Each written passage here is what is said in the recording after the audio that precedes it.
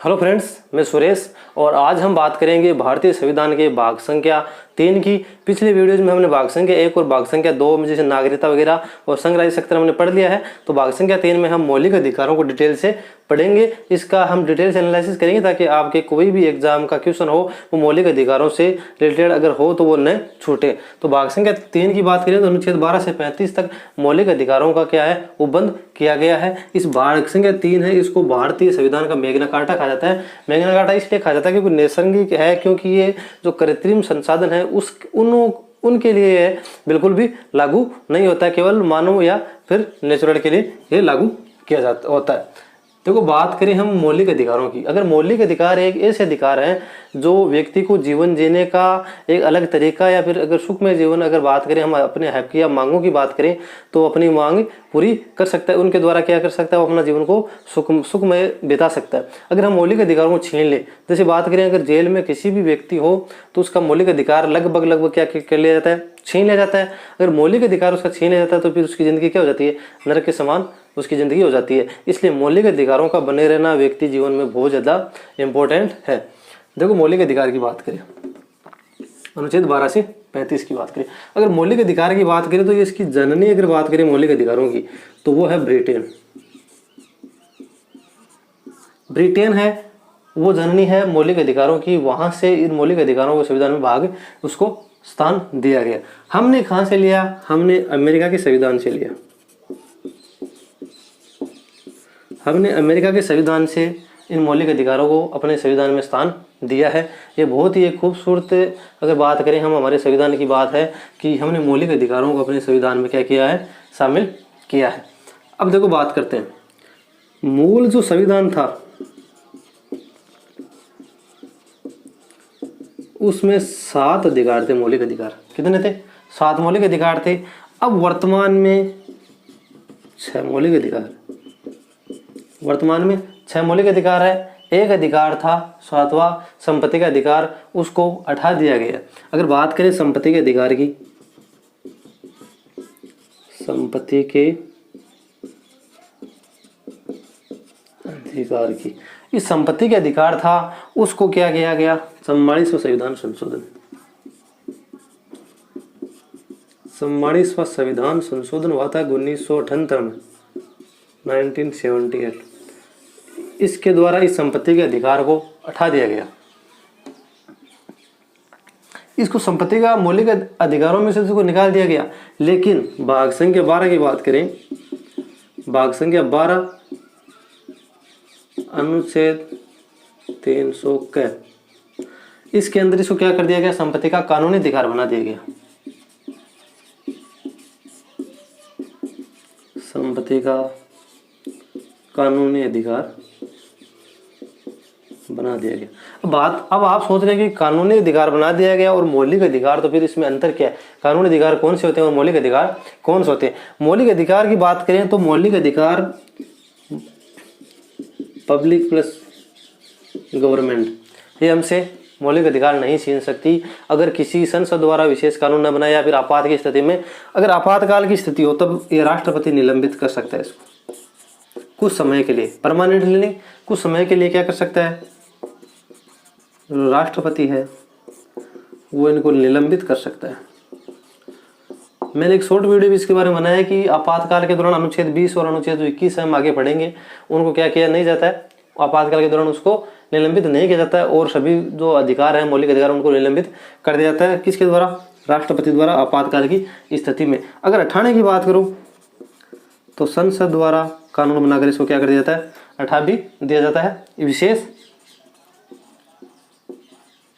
अगर कोई पर्याय हो तो, जैसे संपत्ति के अधिकार को क्या कर दिया, कानूनी अधिकार इसको बना दिया गया मौलिक अधिकारों में से हटा के। तो इसकी बात ये थी।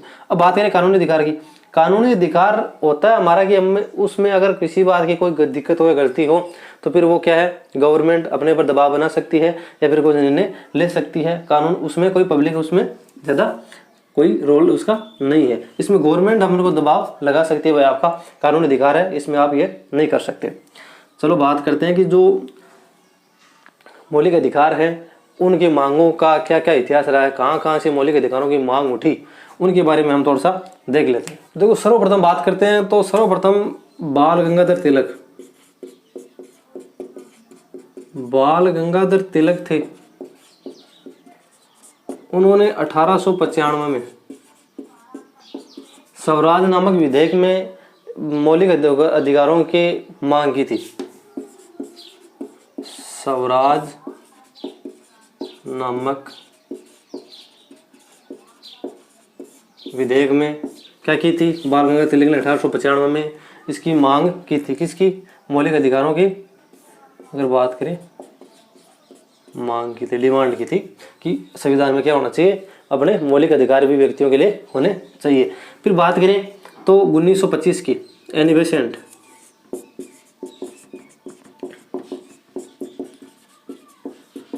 1925 में एनी बेसेंट ने कॉमनवेल्थ बिल, जो कॉमनवेल्थ बिल थे, Commonwealth of bills, Commonwealth of bill था उनका, उनमें मौलिक अधिकारों की मांग उठाएगी। कब? 1925 के अंदर।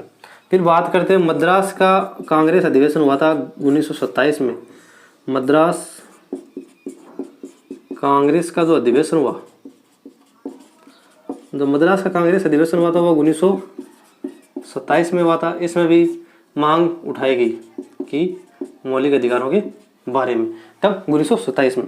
बात करें 1928 की, मोतीलाल नेहरू द्वारा नेहरू रिपोर्ट में मौलिक अधिकारों क्या किया गया, मामला उठाया गया मोतीलाल नेहरू द्वारा।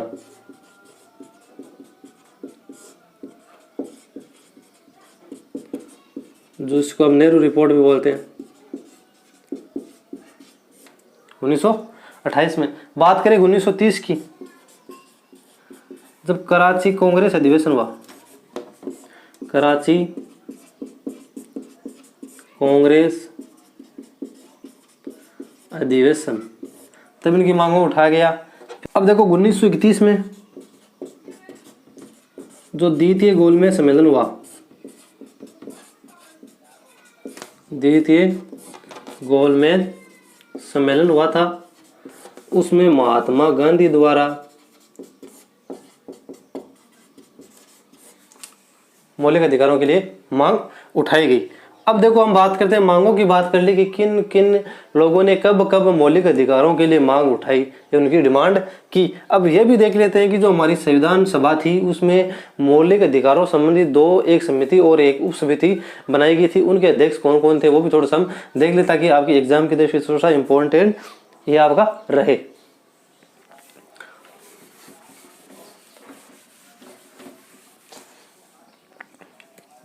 देखो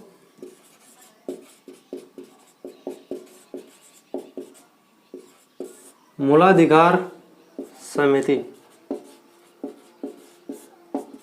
और एक थी मूलाधिकार उप समिति। मूलाधिकार, मूल अधिकार, एक तो समिति और एक उप समिति। अब बात करते हैं, अगर मूलाधिकार समिति की बात करें तो उनके अध्यक्ष थे, कौन थे? सरदार वल्लभ भाई पटेल साहब थे। किसके? मूलाधिकार समिति की बात करें संविधान सभा में। और जो मूलाधिकार उप समिति थी उसके थे जेबी कृपलानी। इनसे लगभग एग्जाम में क्वेश्चन जरूर आता है और भाग संख्या 3 मैग्ना कार्टा कहा जाता है, इसे भी लगभग क्वेश्चन जरूर पूछा जाता है। अब जो आपका जो मौलिक अधिकार है भाग संख्या 3 है, इसको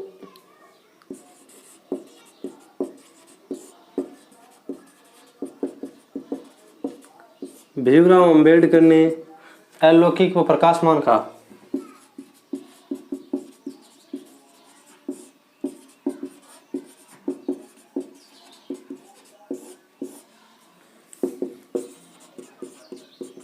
तो भाग संख्या 3 आपका, उसको भीमराव अंबेडकर ने अलौकिक व प्रकाशमान कहा क्योंकि इसमें मौलिक अधिकारों का सबसे बेहतरीन प्रस्तुतिकरण था।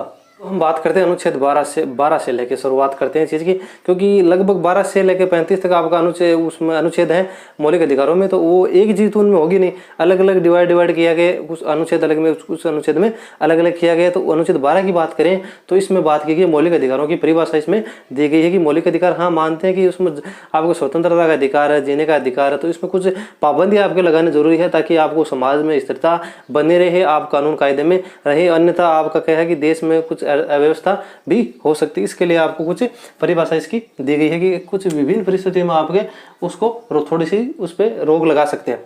तो देखो भारत की सरकार एवं संसद की बात की गई है, तो भारत की सरकार एवं संसद अगर बात करें तो उनको जैसे संपत्ति के अधिकार की बात की थी उस तरह से उसमें कानून भी बना सकती है। और राज्यों की सरकार और विधानमंडल, राज्य गवर्नमेंट जो सेंट्रल गवर्नमेंट होती है वो राज्यों पर निगरानी राज्यों को सौंपती है कि आप वहाँ की निगरानी रखिए कि लोगों पर क्या कानून किस तरह अप्लाई करवाना है। राज्यों की सरकार और विधानमंडल वो कानून बनाती है, और जो सभी स्थानीय प्राधिकारी है जिला स्तर पर या प्रशासनिक स्तर पर बात करें तो वो पर क्या करते हैं, कानून को नियमों का पालन करवाते हैं ताकि उनके अब कोई जैसे कोई मान लो जैसे जा रहा है नॉर्मली, वो कहता है मैं तो स्वतंत्र घूमने का उसको क्या है मौलिक अधिकार है, लेकिन अगर वो किसी चीज का उल्लंघन करता है, नियमों का उल्लंघन करता है, तब उसे प्राधिकारी या प्राधिकरण उनके द्वारा उसको रोक लगाई जा सकती है, उनके मौलिक अधिकारों को थोड़ा सा उसके बाद दबाव नियंत्रण रखा जा सकता है ताकि आपकी अव्यवस्था न फैले। और अन्य प्राधिकारी व प्राधिकरण की बात इसमें की गई है। अब देखो अनुच्छेद 13 की बात करते हैं, तो अनुच्छेद 13 कहता है कि मूल अधिकारों में असंगत एवं उनका अलिपीकरण, जो मूल अधिकारों में जो असंगत है या उनका अलिपीकरण किया जा सकता है, उनके बारे में जो डिटेल की बात की गई है वो अनुच्छेद 13 में की। और सबसे इंपॉर्टेंट अगर बात करें तो अनुच्छेद 13 ही है। क्यों? क्योंकि संविधान में जो मूल अधिकार हैं या फिर जो वर्तमान संविधान में जो कानून नियम बनाए गए हैं वो उनमें क्या कहा गया है कि जो स्वतंत्रता हुई या संविधान बना 26 जनवरी 1950 लागू हुआ, उससे पहले जो कानून था उनको बिल्कुल चेंज नहीं किया जाएगा या फिर एज वो भी लागू रहेंगे। और अगर इस संविधान के अंदर कोई वो प्रॉब्लम या फिर उसमें कोई दिक्कत नहीं करे तब ये क्या करते, जो पहले जो कानून या नियम थे वो भी आगे लागू रहेंगे। जैसे बात करें हम पर्सनल लॉ की बात करें तो पर्सनल लॉ में क्या था, जैसे हिंदू मुस्लिम इनके लिए अलग अलग, जैसे हिंदू कोड बिल है, जैसे मुस्लिम वगैरह के लिए अलग वो है सिस्टम, उसमें अलग अलग आपको नियम थे उनके, भाई उनमें कोई दिक्कत ना हो इसलिए उनको अलग अलग नियम उनके कानून बना दिए गए, जिसके तहत क्या किया गया कि अगर कोई भी मौलिक अधिकार किसी का नहीं छीनता है तो वो कानून आपका जो पहले कानून था वो आगे भी मान्य हो गया, चलता रहेगा। अगर मौलिक अधिकारों में कोई दिक्कत है या फिर उनका उल्लंघन या फिर हनन होता है तो आपका ये जो पहले का अधिकार है उसको नष्ट किया जा सकता है और चेंज किया जा सकता है। जैसे बात करें हम 3 तलाक, जो 3 तलाक था वो मुस्लिम जो रूल्स थे उनके अकॉर्डिंग था, पर्सनल लॉ के अकॉर्डिंग था 3 तलाक, तो उसमें क्या कर दिया गया, जिसमें महिला के मौलिक अधिकारों का हनन हो रहा था कि उसमें लिंग भेद हो रहा था, इसलिए संविधान के अंदर जो मूल अधिकार थे उसमें उनके महिलाओं के मौलिक अधिकारों का हनन के मामले में 3 तलाक को क्या कर दिया गया, हटा दिया गया संसद द्वारा कानून बनाकर, वो भी संसद द्वारा कानून बनाकर इसको क्या कर दिया गया, हटा दिया गया। तो ये संविधान जो अनुच्छेद 13 है मोस्ट इंपोर्टेंट आपका अगर देखें तो वेरी इंपॉर्टेंट अनुच्छेद 13 है। इसीलिए तो जो ये प्रक्रिया थी इसी के लिए लंबी बहस चली संविधान सभा में, और फिर आपने जानते हैं इसी का नाम तो भीमराव अंबेडकर था। इसी के 2 पंक्तियां मैं कुछ कहना चाहूँगा आपको कि मैं हर तकलीफों का मुकम्मल जवाब हूँ, अगर कभी वक्त मिले तो मुझे पढ़ना, मैं भारत का संविधान हूँ। ये बात यहाँ पे लागू होती है क्योंकि हमारा जो भारत का संविधान है वो बहुत ही खूबसूरत, अलौकिक व प्रकाशमान है, दुनिया का सबसे बड़ा संविधान है, और अगर बात करें तो सबसे बड़ा लोकतंत्र हमारा भारत देश ही है। तो अब देख लेते हैं हम डिटेल से कि कौन कौन सा मौलिक अधिकार, कौन कौन से अनुच्छेद उनमें प्रावधान है। देखो समानता का अधिकार फर्स्ट है 14 से अनुच्छेद 18। अनुच्छेद 14 से 18 के अंदर समानता का अधिकार है उसका उल्लेख किया गया। बात करें स्वतंत्रता का अधिकार तो अनुच्छेद 19 से इसका 22 तक इसका उल्लेख किया गया है, अनुच्छेद 19 से लेकर 19 से 22 तक। बात करें शोषण के विरुद्ध अधिकार तो उसका उल्लेख किया गया अनुच्छेद 23 से अनुच्छेद 24 के बीच में। बात करें धार्मिक स्वतंत्रता का अधिकार तो आपका अनुच्छेद 25 से 28 के अंदर धार्मिक स्वतंत्रता का अधिकार का उल्लेख किया गया।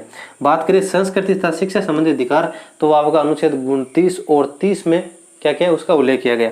बात करें लास्ट की संवैधानिक उपचारों का अधिकार अनुच्छेद 32 में इसका उपबंध या उल्लेख किया गया है। ये सबसे इम्पोर्टेंट है, क्योंकि ये जो मौलिक अधिकार हैं इनका रक्षक ही ये मूल अधिकार है। मूल अधिकारों का रक्षक ही मूल अधिकार है। इसलिए डॉक्टर भीमराव अंबेडकर ने इस अनुच्छेद 32 संवैधानिक उपचारों के अधिकार के बारे में कहा कि ये जो अनुच्छेद 32 है वो भारतीय संविधान का हृदय एवं आत्मा है। चलो तब नेक्स्ट वीडियो हम समानता का अधिकार पढ़ेंगे अनुच्छेद 14 से 18 और स्वतंत्रता का अधिकार अनुच्छेद 19 से 22। वो आगे हम अगले नेक्स्ट वीडियो में पढ़ेंगे। इसलिए अब तक के लिए thank you, all the best.